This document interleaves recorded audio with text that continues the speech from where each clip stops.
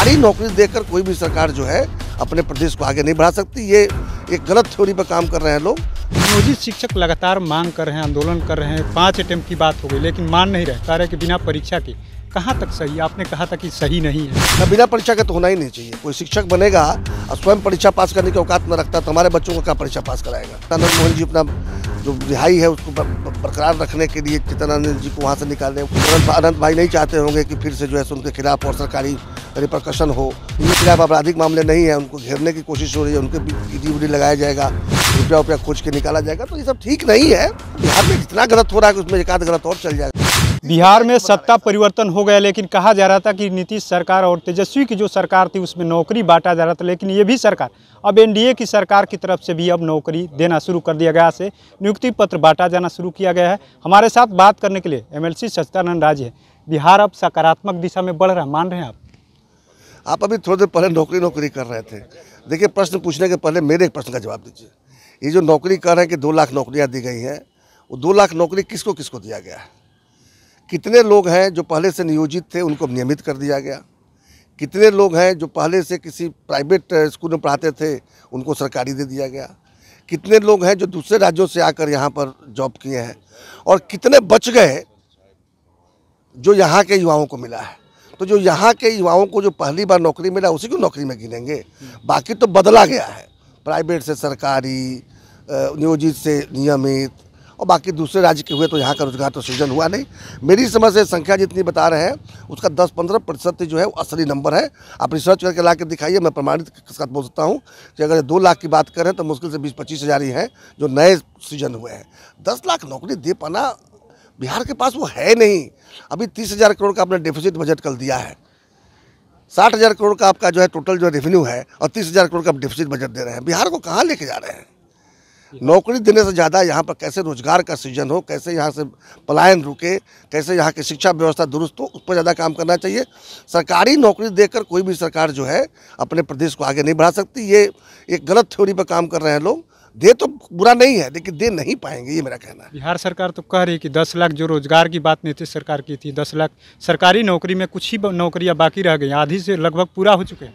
वही कह, सरकारी नौकरी इतना नहीं दिया जा सकता। वही तो मैं कह रहा हूँ, सरकारी नौकरी आप उतना ही दोगे जितने की ज़रूरत है।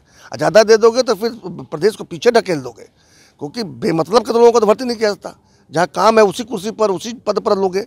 शिक्षकों की ज़रूरत है, नो डाउट, लेकिन अच्छे शिक्षक खोज के निकालना भी उतना आसान बात नहीं है। आपने 2-3 जनरेशन तक लोगों को पढ़ने नहीं दिया, अचानक सोचिएगा कि आपको स्थानीय स्तर पर बहुत अच्छे शिक्षक मिल जाए तो कठिन है। आपको शिक्षक बाहर से ही लाने पड़ेंगे, तभी जाकर यहाँ पर लाने पड़ेंगे नहीं, ऑटोमेटिकली बाहर के लोग चले आएंगे। जब ठीक से गुणवत्ता की परीक्षा लेंगे तो देखेंगे कि बाहर के छात्र उसमें ज़्यादा अच्छा करेंगे बिहार के छात्रों के बनिस्बत। क्या लगता है? सम्राट चौधरी ने बार बार कहा था खिड़की दरवाजे सब बंद हैं, लेकिन उनके शीर्ष नेतृत्व ने दरवाज़ा खोला या प्रदेश के नेतृत्व ने दरवाज़ा खोला? और मुरेठा का क्या? ये सम्राट भाई को दोष मत दीजिए। स्वयं गृह मंत्री जी ने कहा था, बिना पूछे बिहार की जनता को आश्वस्त किया था उन्होंने कि नीतीश जी के लिए सारे दरवाजे बंद हो चुके हैं। तो जब उन्होंने दरवाज़ा खोल दिया तो सम्राट भाई तो एक अनुशासित सिपाही की तरह अपने शीर्ष नेतृत्व की बात से तो हट नहीं सकते। और इसमें निश्चित रूप से उनके मुरेठा का अपमान हुआ है, लेकिन मैं समझता हूँ कि मुरेठा का अपमान उन्होंने नहीं किया है। मुरेठा का अपमान जो है काला कमान ने किया है। उनके ही नेता कर दिए, उनके आला कमान ने किया है, और ये अनुशासित सिपाही की तरह ये मानने को बाध्य हुए हैं। अच्छा है, अभी से यहाँ से भी कम से कम बिहार के लिए अच्छा काम अगर हो तो हम इसका वेलकम करेंगे। नियोजित शिक्षक लगातार मांग कर रहे हैं, आंदोलन कर रहे हैं। 5 अटेम्प्ट की बात हो गई, लेकिन मान नहीं रहे। कह रहे कि बिना परीक्षा के कहाँ तक सही? आपने कहा था कि सही नहीं है। ना, बिना परीक्षा के तो होना ही नहीं चाहिए। कोई शिक्षक बनेगा और स्वयं परीक्षा पास करने की औकात न रखता तो हमारे बच्चों को क्या परीक्षा पास कराएगा? इसलिए बिना परीक्षा के, बिना सक्षमता परीक्षा के, बिना योग्यता की जाँच के लिए किसी को पढ़ाने का तो अधिकार मिलना ही नहीं चाहिए। तो कह रहे हैं 20 साल से पढ़ा रहे, हमारे बच्चे टॉप कर रहे हैं। अब पढ़ रहे हैं तो बच्चे टॉप कर दिख ही रहा है ना। तो कितने बच्चे टॉप कर रहे हैं बिहार के, हम लोग को दिख नहीं रहा है।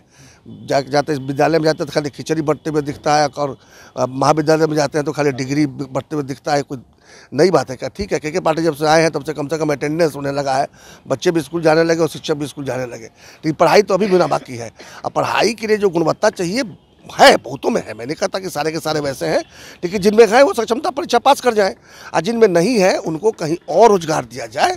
मैंने कहा था उनको नौकरी से निकाल दीजिए, लेकिन उनको शिक्षक बनाकर रखना मेरी समझ से सर्वथा अनुचित होगा।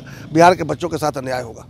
बिहार में जब सत्ता का खेल चल रहा था, फ्लोर टेस्ट करना पास करना था नीतीश सरकार को, उसके पहले कहा गया कि कुछ विधायक जो है इधर से उधर पाला बदल सकते हैं। और श्रवण कुमार ने तो यहाँ तक कहा, जब बीमा भारती को पति की कार्रवाई हुई उसके बाद से मिश्री लाल यादव, सम्राट चौधरी ने कहा कि इलाज होगा, श्रवण कुमार ने कहा कि क्रिया का प्रतिक्रिया तो होगा ही। तो क्या मान रहे हैं कि सब पीछे जो है सरकार बेवजह तमाम विधायकों को? देखिए, जो हो रहा है वो ठीक नहीं हो रहा है, लेकिन होता ही ऐसा तो होना ही था, क्योंकि जब पहले से उनको पता था कि जिन लोगों को साथ रखे हैं उनके जो है सो पीछे बहुत गलत चीज़ होता रहा है, जिसको लोग माफ़ करते रहे क्योंकि साथ में थे। आज देखिए, आज जैसे चेतन आनंद जी जो वहाँ से निकाले गए घर से, आनंद मोहन जी को आपने रिहा करवाया। आज अगर चेतन आनंद सरकार के खिलाफ चले जाते तो आनंद मोहन जी पर फिर गाज गिरती। तो निश्चित रूप से आनंद मोहन जी अपना जो रिहाई है उसको बरकरार रखने के लिए चेतन आनंद जी को वहाँ से निकाले। वही कमोबेश हालत नीलम देवी का रहा, क्योंकि अनंत भाई नहीं चाहते होंगे कि फिर से जो है उनके खिलाफ और सरकारी रिपरकशन हो।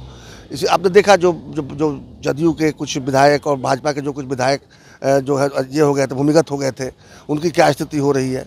कुछ जो हैं जिनके पहले से आपराधिक कुछ मामले थे तो उसको पकड़ लिया गया है, जिनके खिलाफ आपराधिक मामले नहीं है उनको घेरने की कोशिश हो रही है, उनके भी ईडी लगाया जाएगा, रुपया खोज के निकाला जाएगा। तो ये सब ठीक नहीं है, लेकिन ठीक है, बिहार में जितना गलत हो रहा है उसमें एक आध गलत और चल जाएगा, क्या फ़र्क पड़ता है। चलिए, बहुत ठीक है। आपने सुना किस तरीके से एमएलसी सत्यानंद राय ने कहा कि जो बिहार में हो रहा है वो ठीक नहीं हो रहा है, सत्ता का दुरुपयोग कहीं ना कहीं उन्होंने साफ साफ इशारे में कह दिया है। वहीं नियोजित शिक्षकों को लेकर भी कहा है कि जिस तरीके से परीक्षा तो देना चाहिए, जब उनके बच्चे टॉप कर रहे हैं तो परीक्षा देना चाहिए। सम्राट चौधरी के मुरेठा को लेकर उन्होंने इशारे में कह दिया कि मुरेठा का अपमान उन्होंने नहीं किया, बल्कि उनके जो आका है यानी उनके जो उच्च स्तर के नेता है उन्होंने उनके मुरेठा का अपमान किया है।